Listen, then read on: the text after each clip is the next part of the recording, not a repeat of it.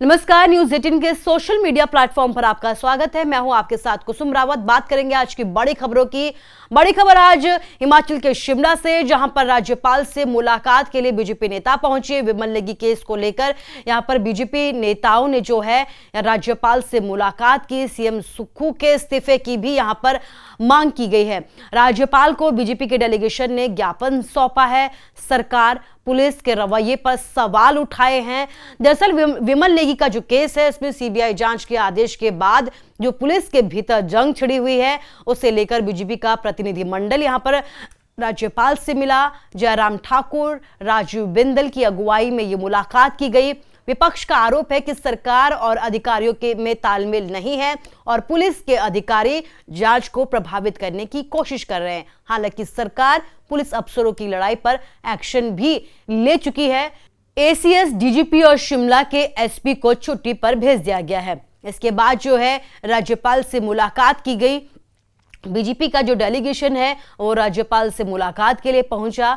तस्वीरें आपके सामने। और अगली खबर की बात करेंगे गुलमर्ग से। यह अगली खबर है। गुलमर्ग के क्लब हाउस में आज उमर कैबिनेट की अहम बैठक हुई। इस बैठक में जो है सीएम उमर मौजूद रहे, डिप्टी सीएम भी मौजूद रहे। इसके साथ ही तमाम कैबिनेट के जो मंत्री और अधिकारी थे वो भी मौजूद रहे।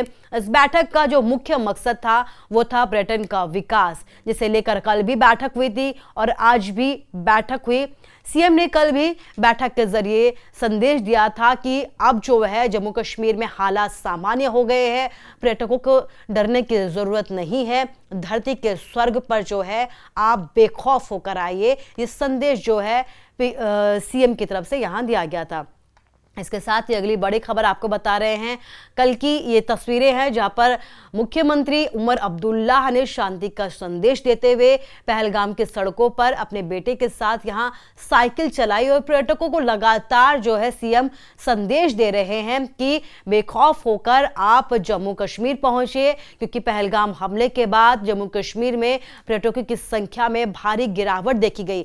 यही वजह है कि एक के बाद एक जो बड़ी बैठकें हैं वो पहले पहलगाम और फिर जो है वो आज गुलमर्ग में हुई। और इन दोनों ही बैठकों का जो मकसद था वो पर्यटन को बढ़ावा देना और शांति का संदेश देना था।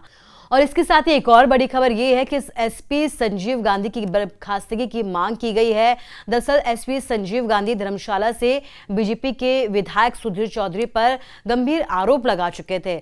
संजीव गांधी ने कहा था कि राज्यसभा चुनाव में जो खरीद फरोख्त की गई थी उसके मास्टरमाइंड विधायक सुधीर शर्मा थे।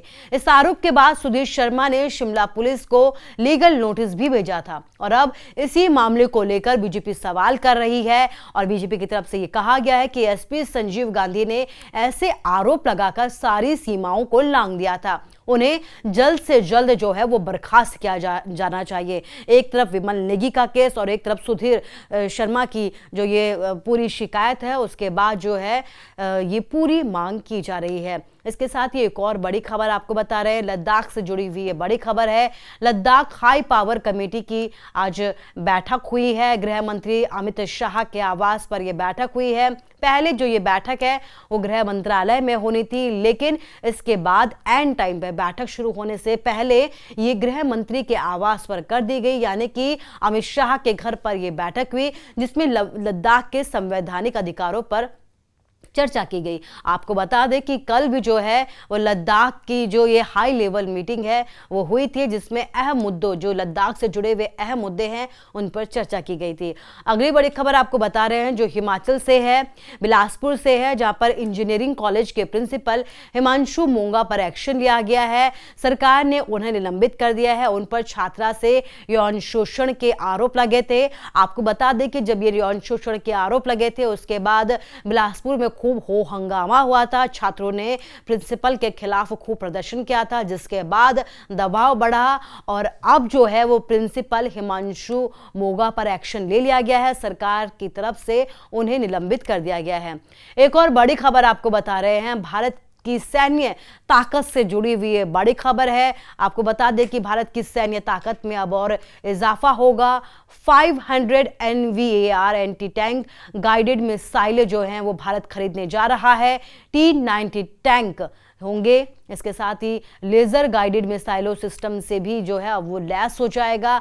तो बड़ी खबर ये है कि अब सैन्य ताकत जो है वो भारत की बढ़ने जा रही है, क्योंकि भारत जो है वो और हथियार खरीदने जा रहा है। इसके साथ ही एक और बड़ी खबर कराची और पाकिस्तान से जुड़ी हुई बड़ी खबर है, जहां पर पानी को लेकर हाहाकार मच गया है। कराची में जल संकट ने लोगों की मुश्किलों को बढ़ा दिया है। पानी की कमी होने के चलते महंगे टैंकर लाने को यहां पर लोग मजबूर हो गए हैं। सरकारी नाकामी से यहां पर लोग भड़क गए हैं और अब जो है कराची में सड़कों पर प्रदर्शन होने लगा है। पानी को लेकर यहां पर लोगों की मुश्किलें बढ़ गई है और यही वजह है कि आप पाक सरकार के खिलाफ यहां पर जो लोग हैं वो प्रदर्शन कर रहे हैं। एक और बड़ी खबर आपको बता रहे हैं, जम्मू कश्मीर से जुड़ी हुई बड़ी खबर है, जहां पर किश्तवाड़ नेशनल हाईवे को बहाल करने का काम लगातार जारी है। 3 दिन से यह नेशनल हाईवे बंद है, जिसकी वजह से लोगों की आवाजाही यहां पर रुकी हुई है, वाहन यहां पर रुके हुए हैं। हालांकि अब जो है वो ड्रिलिंग के जरिए इस सड़क को बहाल करने का काम किया जा रहा है, विस्फोट के जरिए सड़क को बहाल किया जा रहा है। उम्मीद जताई जा रही है कि जल्द ही हाईवे जो है यहां पर बहाल हो जाएगा। एक और बड़ी खबर जम्मू कश्मीर से जुड़ी हुई है, बड़ी खबर है, जम्मू कश्मीर के रामबन में तूफान ने तबाही मचा दी। आप देख सकते हैं तूफान की तबाही की तस्वीरें, जहां पर कई जगहों पर पेड़ जो है वो जड़ से उखड़ गए। सड़क किनारे खड़ी गाड़ियों को भी यहां पर खासा नुकसान पहुंचा। तो तूफान के बाद की तस्वीरें आपके सामने है, तूफान के बाद की तबाही आपको दिखा रहे हैं कि किस तरीके से यहां पर जो है वो तूफान ने भारी नुकसान पहुंचाया है। इसके साथ ही एक और बड़ी खबर, ये राजौरी से जुड़ी हुई बड़ी खबर है, जहां पर तेज आंधी तूफान ने भयंकर तबाही मचाई।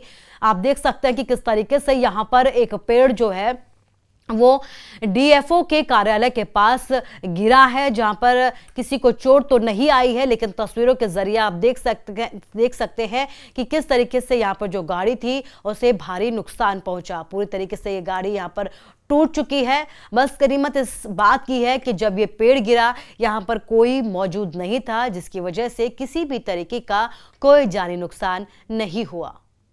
एसीएस, डीजीपी और शिमला के एसपी को छुट्टी पर भेज दिया गया है। इसके बाद जो है राज्यपाल से मुलाकात की गई। बीजेपी का जो डेलीगेशन है वो राज्यपाल से मुलाकात के लिए पहुंचा।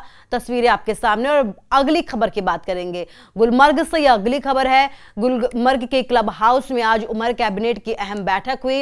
इस बैठक में जो है सीएम उमर मौजूद रहे, डिप्टी सीएम भी मौजूद रहे। इसके साथ ही तमाम कैबिनेट के जो मंत्री और अधिकारी थे वो भी मौजूद रहे।